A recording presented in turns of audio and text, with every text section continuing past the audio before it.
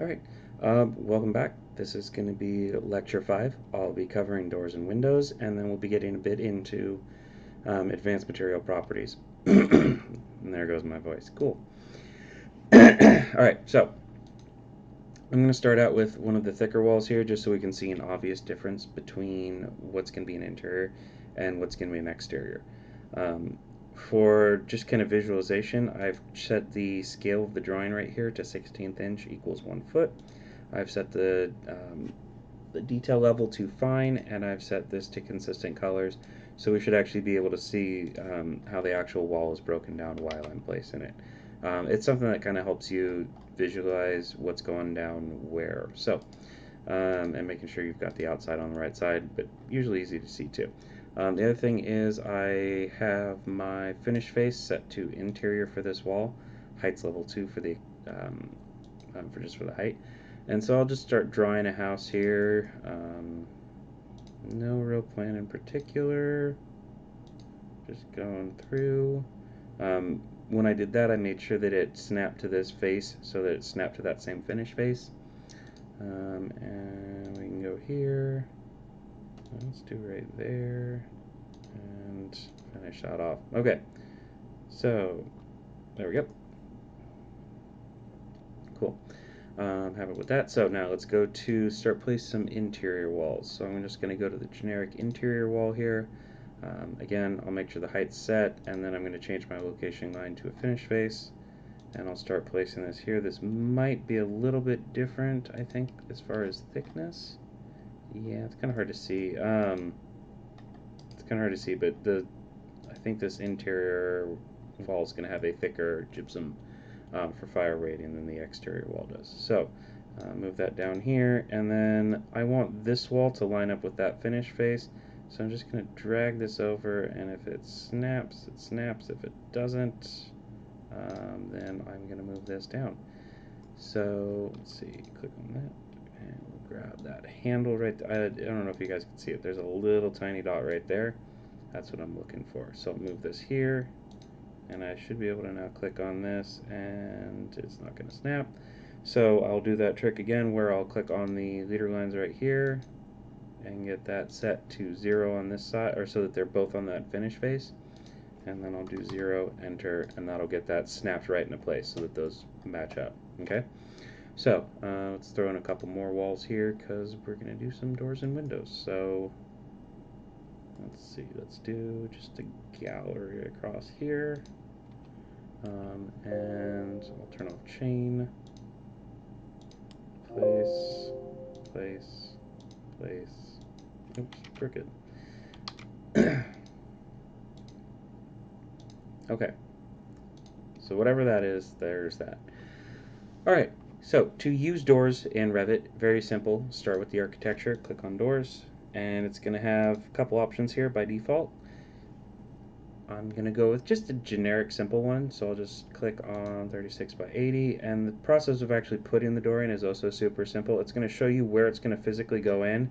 I can hit spacebar to cycle which side, or I can move it just on either side of that wall to indicate where it's going to actually go. So it's a very easy process to go through here, snap that door into place, and then just keep going through here, which is one of the super powerful things about Revit.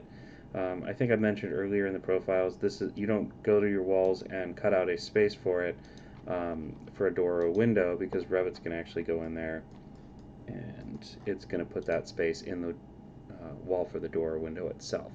So it's a very simple, easy process to put those doors in. Same thing with windows. So same location for the windows. It's going to be under architecture, window. I've got a couple different options by default. I'll just go with this one right here. Again, when you place it, the exterior of the window is going to be, the exterior of the window is going to follow your mouse. So if I start placing it here, you can see that that little, that part of the window right there is going to be on this side. I'm going to want to place my windows this way, and you'll even be able to see that when I place it, there's the double arrow that I mentioned earlier in other videos. So that's always going to indicate the exterior side of something. I can't hit spacebar because it's placed, but I can select it and hit spacebar.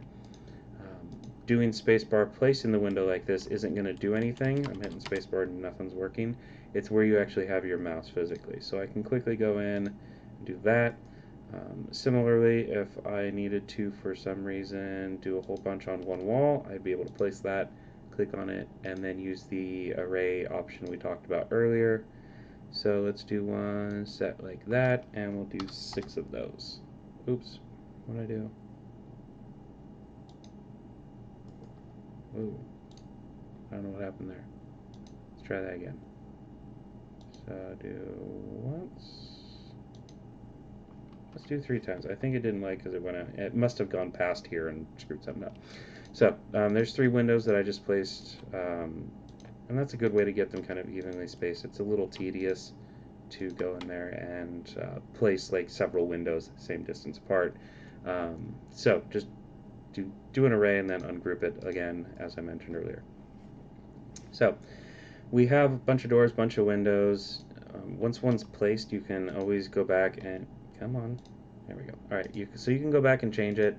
You can always kind of let's make it noticeably different. There we go. And you can redrag them. You can use again the leader lines if you want to get them exactly set some distance from something. But again, I usually draw from kind of further out, so it's going to snap to certain values just depending on what's available. Same with the doors. The doors, you can, once it's placed, you can cycle through a spacebar. So if you accidentally placed them where they had some weird, some bad example of that door. But you could cycle them through and change which way these are all facing just by clicking on it and then hitting spacebar. Or you can use the little arrows if you're just kind of going to try and click on that. So, loading doors and windows. So Revit comes with an entire, I mentioned you guys, you may want to make sure that you get the material libraries or the content libraries installed. And what those come, oops, what I just hit there, I don't know what I hit. Okay, door. So when I have door selected, I can come over to this area right here and choose load family. When you're doing this, it's going to come with a whole bunch of stuff. Right here, you can see that it's got, let's see, we're doing doors right here. There's different furniture, there's different lighting, there's different trees and stuff that you can kind of throw in there. When you are doing this, when you are loading a family in, make sure that you choose just the family of what you're loading in. So if I'm doing doors right now, I don't want to go and load in windows. It's going to kind of freak out a little bit when I do that. Also, for now, stay away from the double, for anything that says door curtain, all right? Curtain walls are kind of a special thing. We always get it every semester. So I will have kind of a small little separate lecture just for curtain walls that I'll go over because everyone loves them and they look kind of cool. So from there, I'm going to choose, let's do this one right here. And then when I start loading in a family, it's going to give me a bunch of options here. So let's say that I know that my sill height for this project is only going to be 80 inches. I can hold down Control, just select those. Or let's say I don't know what I'm doing and I just want all of them, I can hold down Shift, select a whole bunch of them. The reason why you want to limit what you're bringing into your project is because as you bring more things in, the project itself gets bigger, harder to manage, and you could eventually start seeing file sizes ballooning, which is more important really in larger projects, but not necessarily in what we're doing. But it's best to kind of get in a good habit now. So let's say I want just 82 inches and I don't know what width, and I'll figure it out when I get there. So I'll select those, hit OK, and it's going to load that door in here. So it's as simple as just clicking on that button, selecting what you want to load in, and bringing it in. And now, ooh, did I get it just, yes, look at that. Okay, so I've got a door just wide enough to fit in my random width hallway there. So that's a very easy way to place a door, and you can see that it looks nice, and you can just kind of quickly drop stuff in. So that's why Revit, again, is so powerful. Same process with Windows. So click on Window, Load Family, and I'll have to back out and choose, where'd they go? There we go. One snap. All right, and again, for the purposes of this, I'm going to want to stay away from skylights. They load in a bit of a different way. I don't want to do casements. Let's do that. Yeah, cool. So I'll load those in. Give it a second, and there we go. You can place them outside here like this, but doesn't, it looks kind of weird, and it doesn't go well. So I usually just place them from here and then move them as needed. So once I've got them on my exterior like that, let's see, which face did I do? Yeah. So if you ever need to move the height of the window itself, you can always come in here, drag it around, or you can click on it and adjust the sill height. So I can set the sill height here to 4 foot, and it'll bump it up. I can set it to 2 foot and move it down. I don't really think you can do it with doors. So for example, maybe you want like a threshold there, so maybe something like 2 inches for, oops, that's not 2 inches, 2 inches, and there you go. So you can get a little bit of a gap at the bottom there. All right, duty calls. All right. So doors, windows, we've loaded them, we've placed them, we've changed them to different ones like that once it's already placed, so you can see it adjusts a little bit. So that's placing doors and windows. Very easy. All right, that's a super powerful thing about Revit. Now, next I want to get into advanced materials. So usually you guys are going to want to change the materials that Revit comes with. So just like everything else, select what you want to work with, edit type. By default, it's going to have the options kind of like a, so this is a family, basically is where I should start. So the single flush is the family. There's types, which are the different dimensions of that. And then you got a couple other settings here, but what we want to focus on here is the door material and frame material.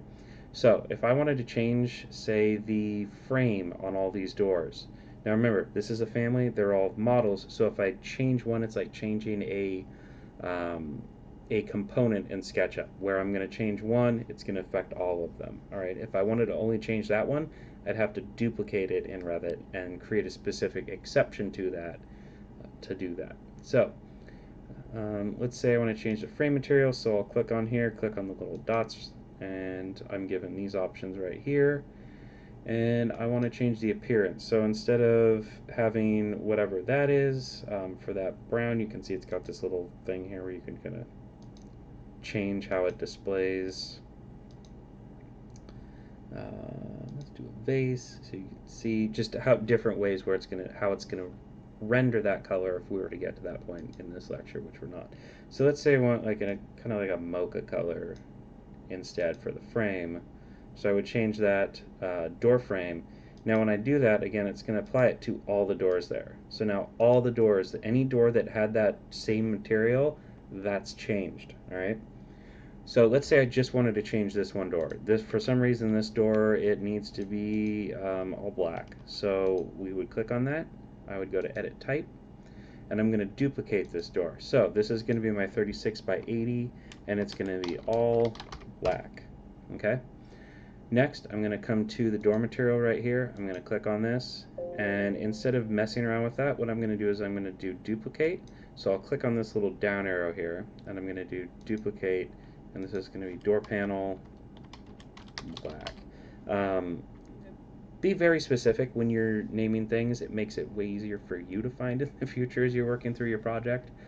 And so I'll go through here. I don't want to use this wood on this one, so I'm going to click on this drop down, and I'm going to, let's see, we'll just do, I think we click on that, hit cancel. No? Bleh. I usually don't remove the images. So we'll just change it to gradient, and then, actually,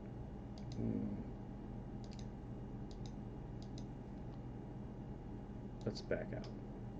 What do I want? I don't want it this. Okay, so let's just go to create a new material. So we're just going to do create new material. We'll forget about all that other stuff. So this is my new material. I'm just going to right click on it, rename so that I know what it is. So this is going to be door panel black. And actually it's not just going to be the panel, so I'm just going to call this door unique black color. All right. So then I'll go to appearance, and I will change this. Let's change this to sphere. There we go. Okay. And then color, we're going to make it black. Oof. That's black. All right. So then I'll hit apply. Okay. And then I'm going to change the frame to my unique black as well. And I'm going to hit OK. And so now just this door, the one that I made a unique copy of, is that one. I can come in here, select another one, and I can change this to all black as well. So there's a bunch of different ways where you can modify materials, but when you do make that change to a material, where I would go in here and change, say, now I'm mad at the panel, so let's change the panel to that, and hit apply. Anything that's using that existing material in the whole library is going to change. So I've seen cases where someone went in, changed something on, say, a window, and it messed up their floor. All right. Let me change some stuff up, and I'll show you a demo with walls. Okay. So what I've done is I've just gone and created 3 kind of identical walls, all using the same option here. So I wanted to illustrate something I've kind of covered already, which is modifying one material is going to modify all of the ones in the model. So I'm going to click on this wall right here. I'm going to edit type, and this is going to be the one I'm going to change. So I'm going to change the colors of this to, I guess we'll go blue. So we'll do interior, and just for the sake of it, I'm going to call this my blue wall. Again, make sure you know what it is in the label so it's super easy to find later. So this is my blue wall. I'm going to click on edit for the structure. And if I go to the gypsum wall board here and change this, or sorry, I'm going to do create new material. And so this is going to be my rename blue wall. And then scene, we'll change this to walls. And we'll change the color to, no, I kind of go teal actually. That's good. Let's do that. So this is my teal wall now. Hit OK. And so now I've got just this one side of it set to blue wall. Alright, so if I go back out here and we move around, you can see that now this wall is blue. Just this and just that side of it. Alright, so if I wanted to have the other side blue, one of the things that kind of I see mistakes happen a lot in is someone will go, okay, well here's my wall, it's already been duplicated, so I can easily just go in, click on this gypsum wallboard right here, and I can change the appearance to tint it. Let's go super dark like that. And you can see now it's going to show up blue, so I'll hit apply. Okay, okay, okay. And did it not show through? I don't think it showed through. Sorry, wrong wall. Edit type, blue wall, edit. I don't think, oh, I think the image is just overwriting it. Go away, image.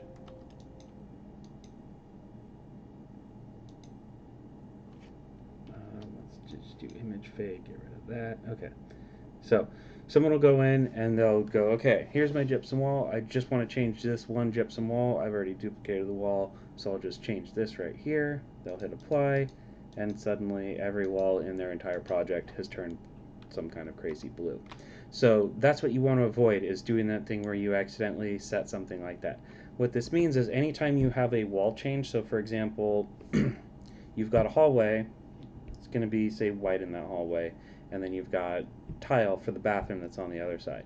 On the opposite side of that hallway, you've got that same white, and then on the opposite side of that wall, let me draw this out. Okay, so let's say that this is some floor plan here. This is a hallway in the center. I've got a bedroom on one side, and I've got a bathroom over here. So when I start putting that together, what I'll have to realize is that on the, let's say this one's going to be my bathroom. So this one will be, I'll have to actually turn this into an interior. One will be my blue and tile. So new wall, blue and tile. We'll leave, or we'll set this one to, where's my blue wall? Oh no, did it go away? Oh, there it is. There it is. Okay. So one side's going to be my blue wall, and then this other side is going to be, let's find some tile. tile mosaic gray. Perfect. Okay, so I've got blue wall on one side, tile on the other. Hit OK, and then we'll see kind of, yep, blue's on that side, tile is right there. So now, when I go to the other side of this hallway, now I've got to make another wall type, which is going to be blue and white. So, oh, jumped into that too fast. Duplicate, blue and white. So then now I'll go in, I'll leave one as gypsum wallboard, and I'll set the other as the blue wall. Hit OK, OK, and there. So now this hallway's blue. I've got tile here, and I've got gypsum right there. But then now I've got to worry about, well, what if this is the exterior of the house over here? So now I would have to make an exterior wall where I would have, in the bathroom here, I'd have exterior wall. Well, let's change this up. So exterior, flip it around. Okay. So now I would have to go in and I would have to modify this so that I have this first section right here for the, no, go away. First section right here would be the bathroom one. So I would have the brick on metal stud, and then this would be the one where it would have the tile on the bathroom side. Then I'd have this hallway over here where it would be the exterior wall with the blue on the inside, and then for the bedroom I'd have the exterior wall with the white on the inside. So when you start doing this, you're going to have to realize that you'll have to make a whole bunch of little tiny different changes to walls and then apply those very strategically as you work through your project, all right? So I wanted to make that clear because it's going to be something you'll run into while you're working on this. I think that's, oh, let's do one other thing. So we'll call this one demo wall. So demo wall. And what I want to do is I just want to show you how to create a unique material. So right here I've gone through and selected this, and what I want to do is I actually want to change this to do a brand new material. So create new material. It's going to start out with default new material. I'm going to rename it, and what do I want to make? Let's do a wood wall. Okay, so wood wall. And what I'm going to do is I'm going to click on this little box right here. It's the asset browser. Again, it's some of those more material libraries that you wanted to load in earlier. And I'm going to click on the search bar here, and I'm going to type wood. And you give it a second, and it's going to come back with a whole bunch of different wall types here. All right.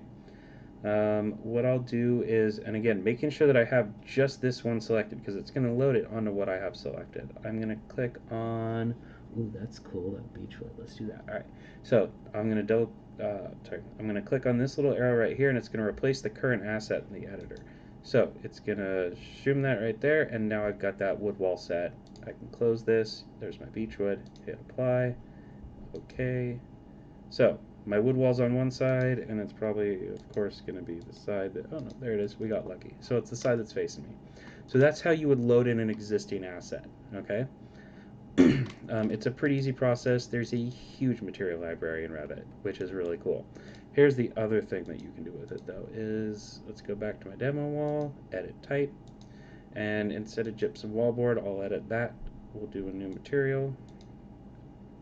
And this is going to be custom tiles. So I'm going to rename this to custom tile. And so Revit has a whole bunch of really cool things in here as far as being able to kind of customize something. So I'm going to go to appearance up here. Now we're going to change this. Let's do plain. That might be a better way to visualize it. I don't know, we'll see. All right. So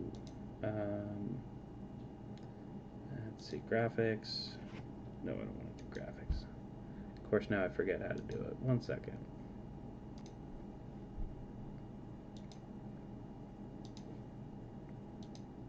Okay, yeah, that's what it was. So instead of doing image right here, I want to go to tiles. So I can create a couple different stacks of tiles here. So if you want to do something custom, you can see that it's got a couple different types here. You can customize it as well. So if I want to change, and if you put your mouse click in there, and then you can roll your mouse wheel or you can just select it and do, you know, whole numbers or something. So let's see, what do we want to do? That'd be kind of cool right there. So tile count, let's do super wide tile right there, and then we'll do like something crazy right here. There we go. That'll be fun. All right, so then we can go to tile appearance, and we can change the color. So let's do like a super kind of feeling an ocean vibe. So let's do like a blue like that. You can change the color variance. Ooh, not that much. So let's say you want kind of like a color scheme like, oof, very light numbers here. Okay. There we go, right there. And then that'll kind of just change how it randomizes it. You can change the grout appearance, so if you want your grout to be kind of like a light grout, that looks bad. And then you can change the width of your grout. So for some reason, if you wanted it to be a little bit wider or something on one side or the other. So there's a whole bunch of cool things you can do here. So that would be like a custom tile that I could apply. So let's put that on the wall. Custom tile, okay. And so, oof, that got me dizzy. Alright, so there's a custom tile that we put on this wall there. Obviously not something you'd probably want to do for an entire wall, but you could put it in a slice of a particular wall and say your kitchen or something as an accent wall. Another option would be, let's see, I think there's a cool wood setting too. So let's go back to edit. We'll do, instead of this, we will do create new material, and we'll call this rename custom wood. And then again, I'm going to change this to plain. All right, and then yeah, so you've got things like checker, marble, tile, wood. So, oh, that's right. Don't do wood. It always looks bad. I'm always like, there's something I want to avoid. So let's do marble instead. No, that always looks bad too. Bleh. Stick to the tile, I guess. Yeah, no, we'll figure out something for marble. So let's say we've got stone color. We'll go bougie. Vein color. And then usually with this, you've got to just crank the size up massively. So, let's see. And I don't think it's going to let me scale it, unfortunately. No, it's not going to let me scale. So you do have some options. I guess tile is probably the best bet, besides just loading something in. So I would stick to asset library if you're going to use anything for wood, because a lot of these use textures that are just going to be way better than kind of that. Let's see, wood birch. Let's do red oak. Hell yeah. There we go.